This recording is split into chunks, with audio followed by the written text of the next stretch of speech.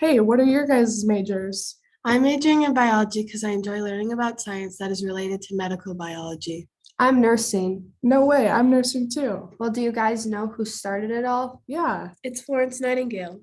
Well, do you know her life before nursing and how she became a nurse? no, tell us more. Well, Florence was born in Florence, Italy on May 12th, 1820. Her parents are Frances Nightingale and William Edward Nightingale, who are very wealthy people.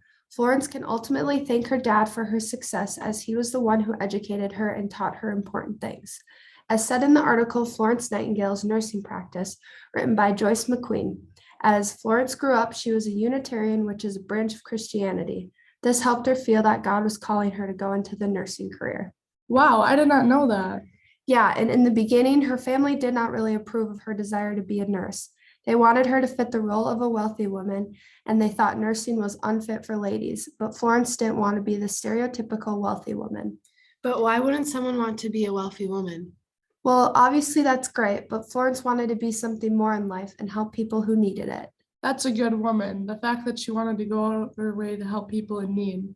Yeah, so she finally left her home at the age of 31 and went to Germany to train. She trained there for 3 months and then worked for a year as head of the Institute for the Care of Sick Gentlewomen on Harley Street in London, which was known for the place where private doctors had their surgeries.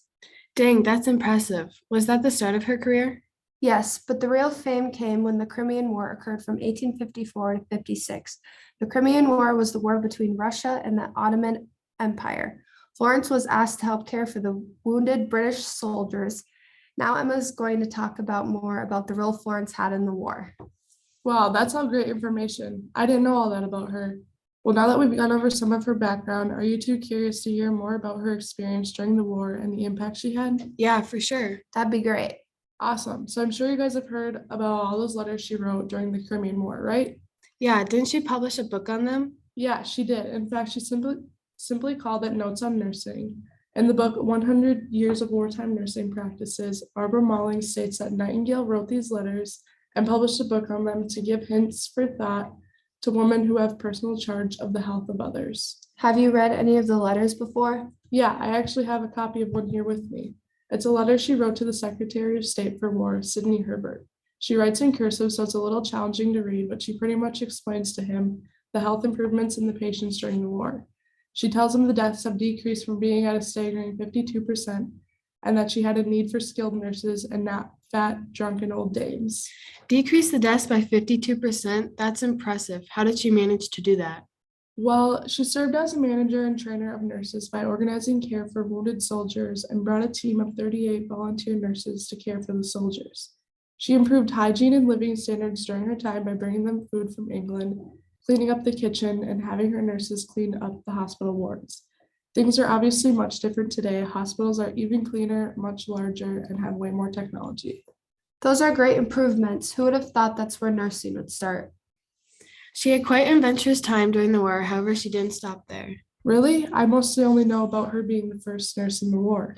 What else did she do? Well, as written in the article Florence Nightingale, 100 Years On, Who She Was and Who She Was Not by Lynn McDonald, it discusses how distraught Florence was about the hospital conditions she saw during the war and post-war. She started reform work to the government to increase the environment of hospitals. Did the government listen to her? Yes, they did. She became alliances with Secretary of the State at the time, Sidney Herbert. Along with reforms, she also conducted research connected to why certain hospitals have higher mortality rates and what caused them. The process she used was later named after her called Nightingale method. It was used to observe conditions of hospitals and improve their patient care. That's an awful lot for one woman at the time. Yeah, it is.